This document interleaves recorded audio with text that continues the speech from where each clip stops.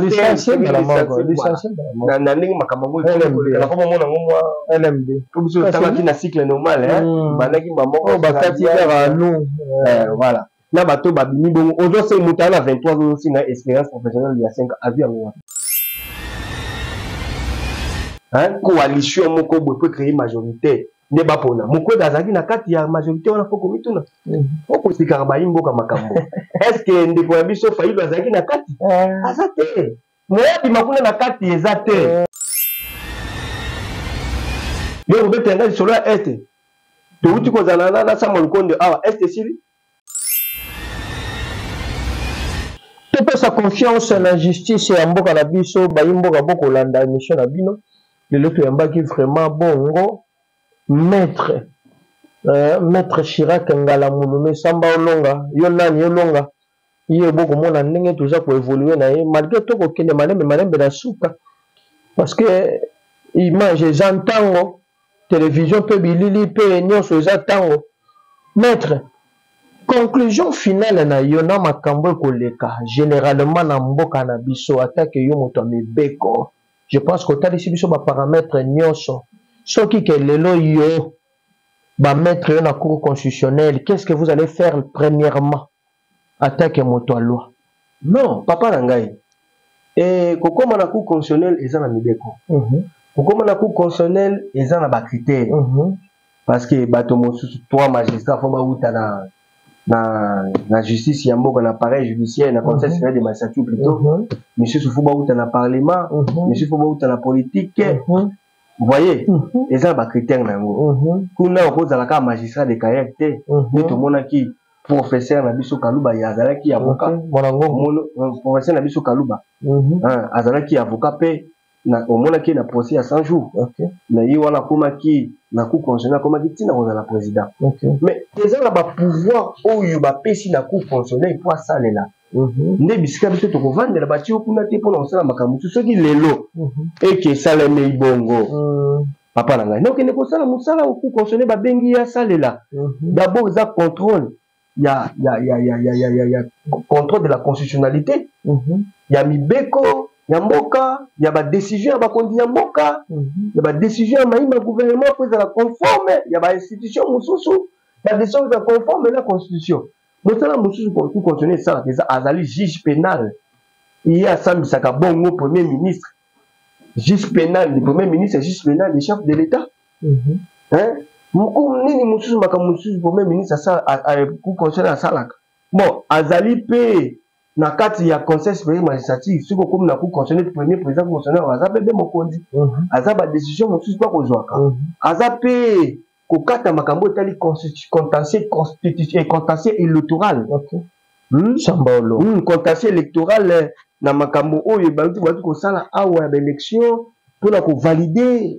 bakotela makambo mosusu aza pe wana pona ko valider élection ya chef de l'état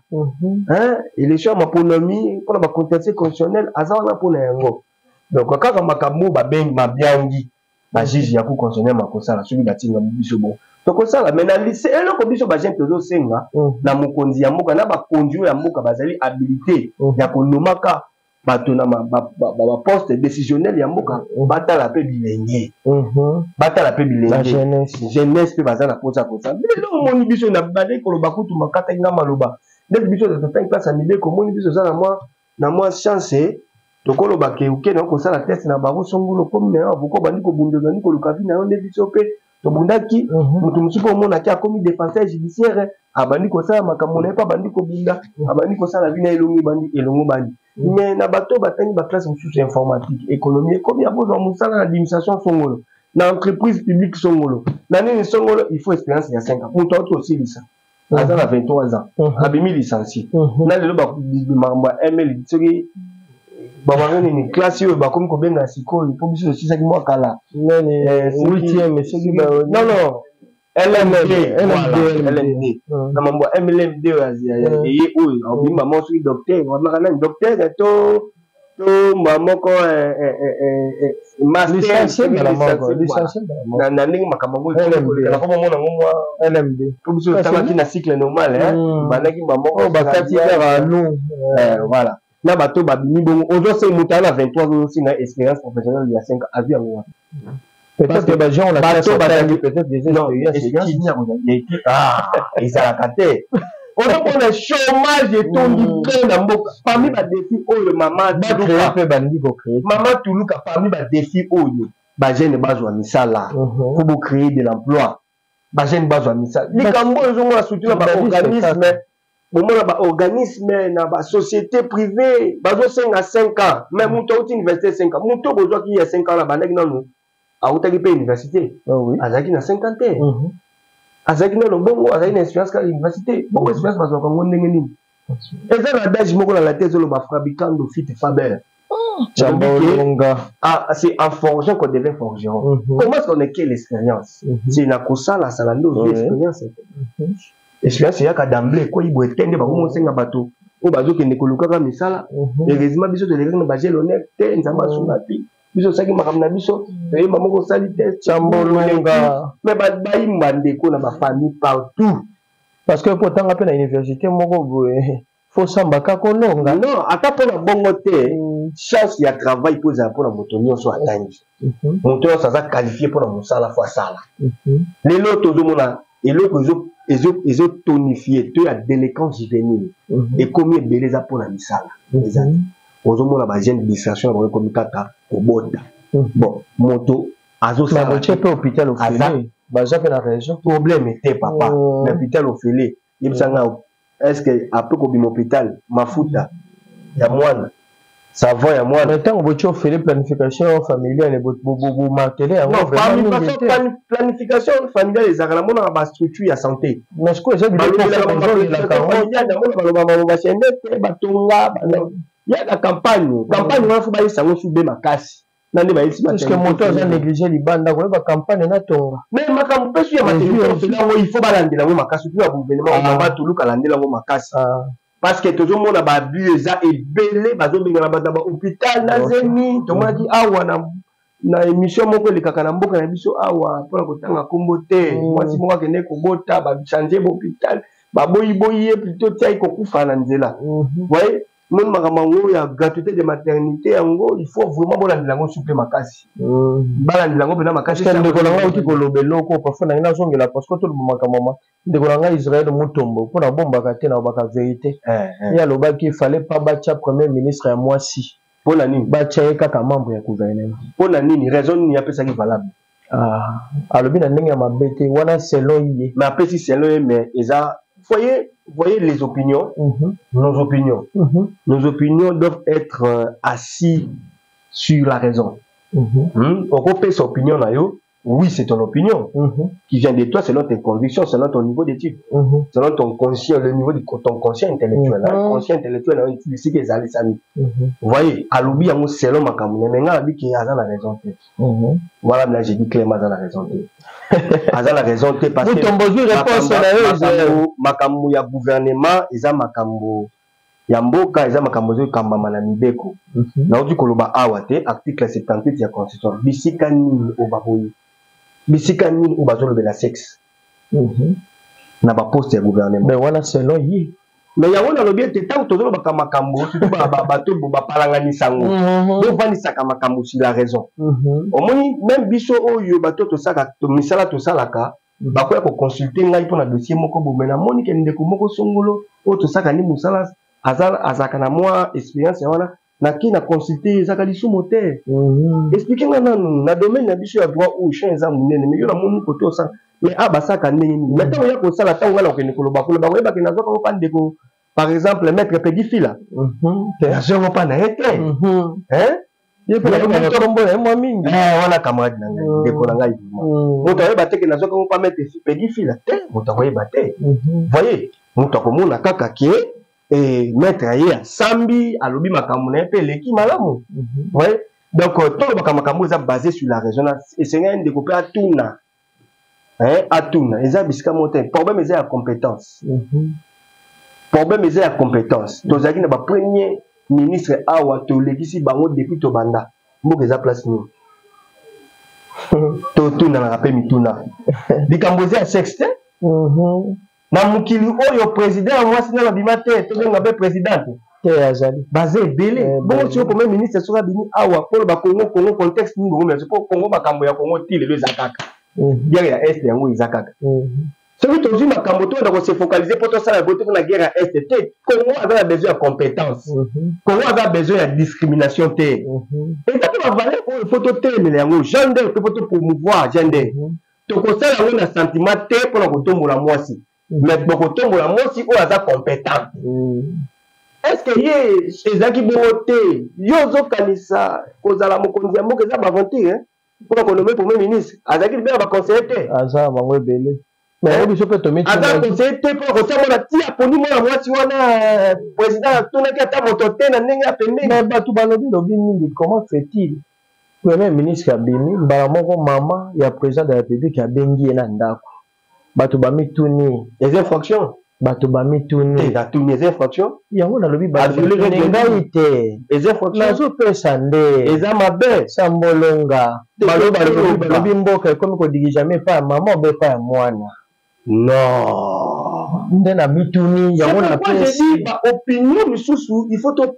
gaza donc nos opinions doivent être assises sur la doxa sur la raison. Nous devons avoir des opinions rationnelles. Tout le bagage pour nous satisfaire sentiment moroboé, pour nous satisfaire quand morobo pour nous en haine ya mutu moroboé pour soit nga za mutu ya nimi baba deko balika pour na débat politique bon monsieur je ya PPRD pourquoi pas battre Fayulu te. Est-ce que c'était obligatoire? Mouké Gabima qui député. Abi pourquoi pas battre ata Mukwege te ou bien battre pe Fayulu te. Mais autant ni beko. Natali ni expliquer ka bato. Ni beko bini. Ni beko le président faut pour na kata majorité parlementaire. Est-ce que Mukwege fait partie de cette coalition où ils ont identifié et pas ya ndeko na biso nani oza secrétaire ya IDPS Augustin Kabuya. Ndeko Augustin Kabuya, papa Augustin Kabuya, ndé Moussala Sali informateur, a identifié coalition. C'est-à-dire qu'identifier coalition, créer une forme de majorité pour président, pour la ministre, pour la premier ministre, pour la premier ministre, à identifier, c'est-à-dire majorité qui a l'année de ma parti politique, de ma mouvement politique, à Santi Bango, à la pour créer une majorité. Coalition moko peut créer majorité ne ba pona moko dazaki na kati ya majorité on a faut komituna oko sikara ba imboka makambo est-ce que ndeko ya biso Fayulu azaki na kati azate moya bi makuna na kati ezate ya mibale pour koyeba est-ce que mibeko wana article 78 de la constitution parle du sexe féminin ou masculin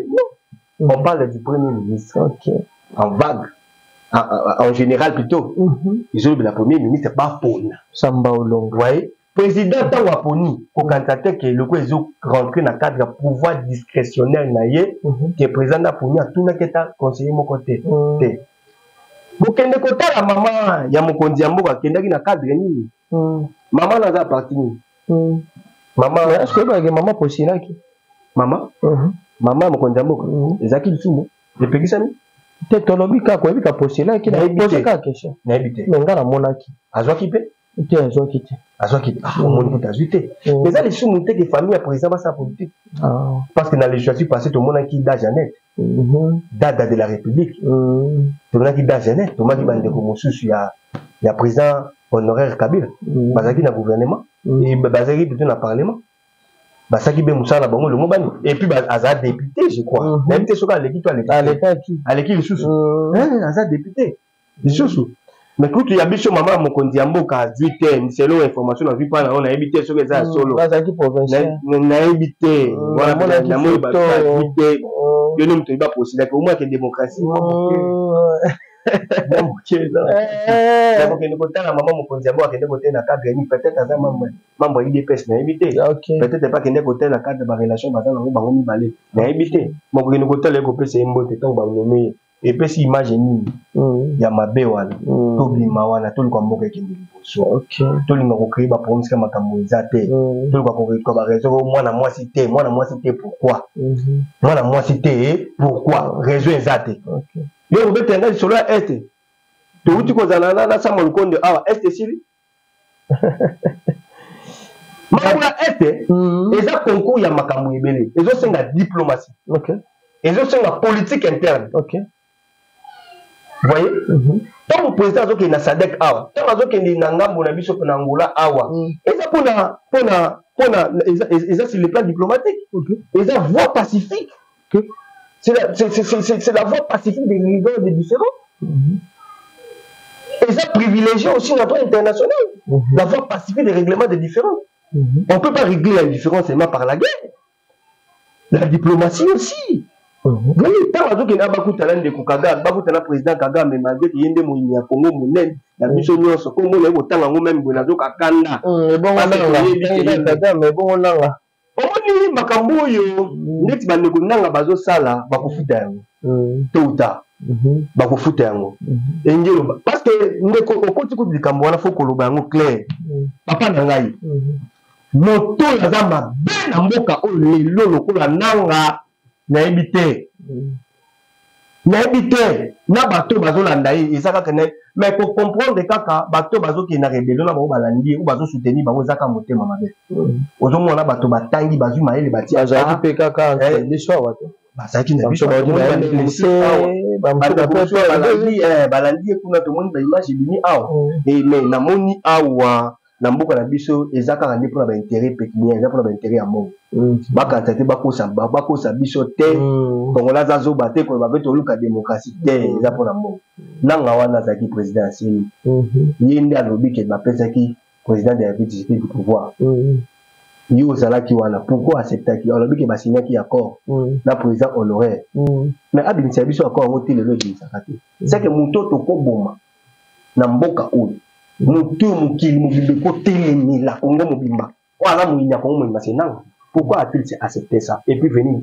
parce que c'est toi qui étais le président de la CENI et au temps où il a publié au lobby qui est le président cour constitutionnelle a eu à certifier à lobby qui a comme président après il y a tout ça bazo baté et ça m'a mon intérêt politique n'engi tozo koyo kaka baboto la tsiki bakari ni so ni n'engi tozo landela ah des sali ande babilo oui ce qui bageli ba bien naï là na ma position te de tozo koyo pour la raison pour intérêt pécuniaire naï personnel qui est réunion et ça pour le makambo kate pour le baté pour la démocratie M23 bazaka kala déjà makambo de ko senga pe biso ba kongole ko ko lo baké déjà ko cadre te voix kozwa ma kozwa boko nzambo ko za ma poloni ba quitter pour une élection 2018 ba quitter pour une élection 2023 ba quitter pour le vous voyez nanga azan doki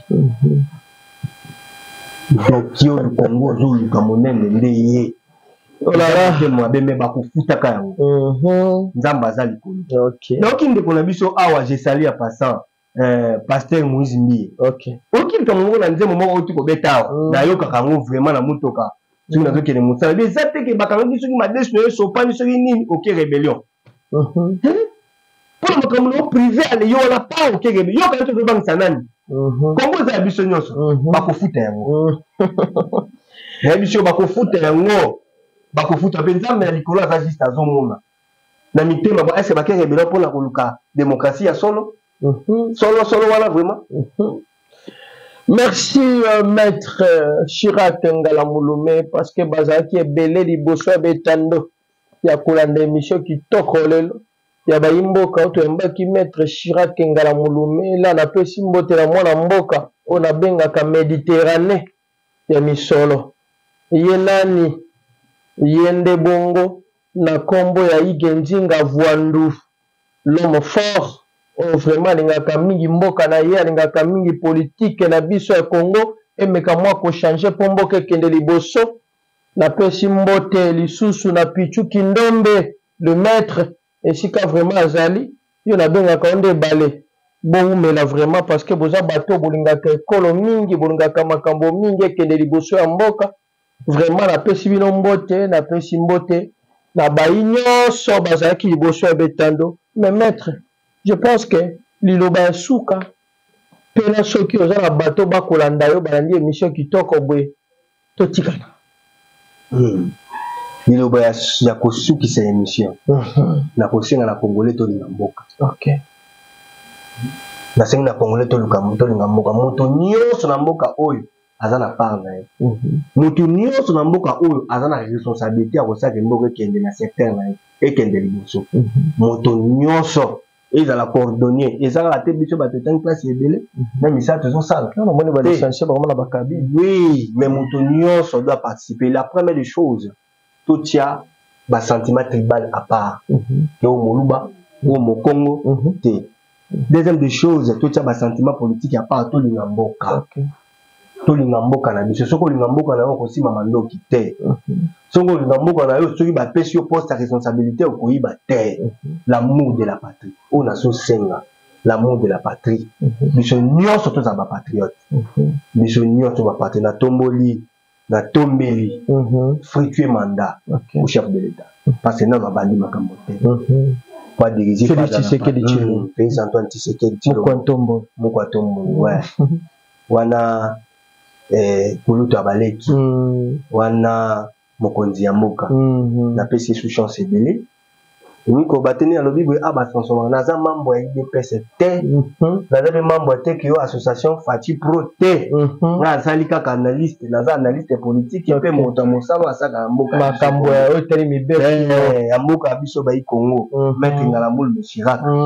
Samba Olonga naza nanga mambo ya formation politique moko te naza mambo ya formation politique parti politique moko pe te mais tozali bende totangi classe tozala mwa miso misoga kolandela makambo totala be makambo yango napesi papa mokonzi ya mboka botondi epuis napesi ye mandat elamu asala mosala malamu nasengi su nzambe abatela ye apesa ye su be makasi meme oyo biso aye esika awa première ministre ya mama Judith Toluka nasengi na ye mpe mama ntango oyo kosala mosala mama tribalisme te népotisme te pour ça que mbangiste pembe na papa nayebi te mama wana eza information zo pesa te wana vraiment précisément nana ya népotisme te tribalisme te mama sala mosala ndenge elongo bani mama relevé défi mama nde asimbaka ndako lelo bapesi mama gouvernement oyebi eke te na droit positif congolais mboka ekambami na premier ministre oyo lelo ezokangwa na premier ministre. C'est comme pour dire maman, makambo tout le outil koloba guerre na est nzala pasi tous les autres ya moto na pasi yo nyonso zo mona na Congo yokaki ozaki mambo ya gouvernement lelo ezokoya na moto na mama mama ya biso oza mama ya libota ngendo simi ndako lelo eza mba liboso mama prouver batoyo bazoloba les contraires ngai je n'ai jamais travaillé avec vous ngai personnellement je ne vous ai jamais côtoyé, mais dans mon profil, et il est tombé sur yo, mon konzambo kaponio, mais il n'a pas si chance. Parce que ce que vous avez déjà membre du gouvernement. Je crois que vous avez dit discussion pour Kambaki. Parce que dans mon photo, vous avez publié qui, 10 ans, vous avez chargé d'équipe. Il y a un ministère Songolo, dans mon cas, vous avez publié. Monsieur Tina Mobali, Tina Bana. Pour mon ambo, Kabiso Kongo. Il y a vraiment c'est que maman sait que ça qui peut moussa na mboka. Le ko ça qui moussa na mboka maman na tombelio bosali malamu fruitier bon vous n'avez pas un mandat mais soutenir chef de l'état et puis ça moussa na yo malamu maman et topesi yo Fox et pouvez mi bali bazo ba le contraire que moi si pas capable mais ngana yebi ke maman oza maman mayele po natanga ki mwa moke tolandela ki mwa moke biso sambolonga tolandela ki mwa moke to bwa ki mami so mama compétence sambolonga ezali compétence ça me ratata yebi ke luka ki nalandeki mwa moke mama sala musala malamu biso tozali sima na yo nzamba batela yo pe. Merci maître vraiment mokolo malamu parce que opesa ki biso mo accès ya koyeba koya vraiment na bureau na yo pe koyamba yo malgré tala bato ebele bakozela yo kobenga pasi palo ndimo kanga telefone topesi yo vraiment merci na accès oyo ezala kaka mpona lelo te mpona mbala na mbala ekoma ndako na biso kaka ndenge vraiment ezali mbote obaki na pesa mbote continuer ta liboso ya tata yanga ba ya molimo na révérend pasteur Vicky Disachi avec son épouse maman Nanette si benji mbote ya mibale yanga moyongani yanga mwasi Maman Angelou. Maman Angelou. Yanga mokwelani. Na bien kai article 5 ya constitution. Obi article 5 ezani. Ndobe na ngamo tamete ko to yeba. Ezolo ba pouvoir nyonso eutaka pa peuple. Peuple azali souverain primaire. Aza source ya pouvoir nyonso ya mboka. Ayede article 5 ya bomoi. Avec le Chirac, pouvoir vendre de kuna. Wanga madame mon épouse Keti Angala Moulou. Abote nous la famille d'âme. Wanga mon épouse n'a bien arrivé sous la providence. Ah ok. N'a bien que la providence parce que. Bino boni ko kumisa bino te boko yoka mais yangai vraiment yangai na ko kumisa te na ko ba o yazali. Réalité à solo parce que moni tozongala kuma kitoko moni pena samba olonga na pozo mona bato mosusu samba olonga bazo sepela moninga mobali na babala eza pona mosala mama azosala na ndako azolata bien azolia bien azotianga à l'aise molonga na ngai lokumu mama ya bana mama na excellent galamulu mena alete ya prodige galamulu donc mama ya bana molonga na nga wana yende mama yende papa yende mama tuluka na ngai chef ya gouvernement mama tuluka na ngai gouvernement na ngai yende na pesi mbote bijou ebele mama et la pesi à bateau nyonso ba ebengai pour kende mosika te baleke ebele toyebani makasi na ngumba kitasa na moni opesi pe banini nga baninga mbote awo bato opesi mbote awo baninga ngai oh la la bato moko ya malamu bango tozaka bango chaque jour nazaki na moko mosusu lobi nazaki na moko mosusu bango baninga te metre zanga bato yo opesi parce que bayebi ke moto mibe kwa solo bato beti me na pesi mbote na baninga nga nyonso o bayebi ngai na ba oyo balandi bakolanda émission oyo na pesi bino mbote bakotanga bakombo égalité. Merci maître, merci cher internet, merci na bato banso bazaki liboso betando ike ya kolanda biso kitoko oyo ya bayimboka oto yambaki maître Chirac ngala mulume lifamba olonga l'homme d'état. On a bien un pouvoir na maboko loko papier mouchoir yenda yebi article oyo ekosala malam. Quant à nous to pesi bino ciao to tiki bino ciao. Merci maître. Merci. Merci.